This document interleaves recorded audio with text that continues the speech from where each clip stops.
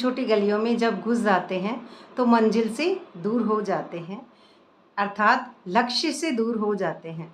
क्योंकि जैसे हद की बातों में मायावी चक्रव्यूह में फंसना, कि जैसे बाहर से भाषण देना या बाहर से मेडिटेशन सिखाना, मुरली सुनाना, ये एक हद की बातें हैं। सेवा मिलना, सेवा में खुश हो गए, या फिर किसी ने तारीफ़ की बाहर से, जैसे मोना कैरेक्टर की तो मोना कैरेक्टर खुश हो गया, या फिर किसी ने मोना कैरेक्टर की बुराई की तो दुखी हो गया।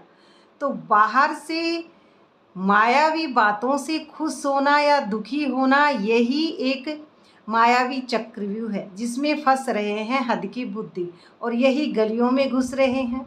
तो हमारा परम लक्ष्य है साइलेंस, और साइलेंस तो अंदर से ही खुश है।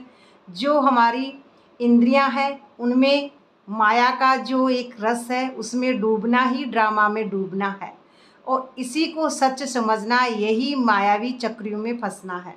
तो हमें कोई बाहर से बुरा कहे, लेकिन हम तो अंदर से अच्छे हैं ना।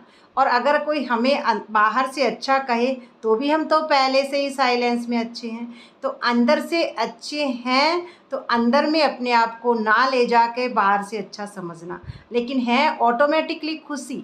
ऑटोमेटिकली खुशी आत्मा के अंदर ऑलरेडी है। तो ऑलरेडी ऑटोमेटिकली खुशी को पहचानने से जब हम दूर हो जाते हैं तो मंजिल के लक्ष्य से भटक जाते हैं, कि हमारा गलियों में घुस जाना। और गलियों में घुसना माना अपने आप को शरीर समझना। तो हम शरीर नहीं, आत्मा है, चैतन्य शक्ति है, एनर्जी है। तो एनर्जी अपने लक्ष्य को याद रखती है कि परमानेंट मैं संगम पे हूँ।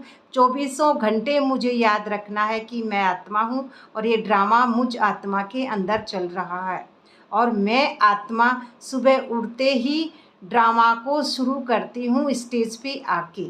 तो स्टेज पे आना, सुबह उठते ही दोनों आँख खोले उससे पहले ही ये मेरा स्टेज शुरू हो जाता है कि मैं एक एनर्जी हूँ।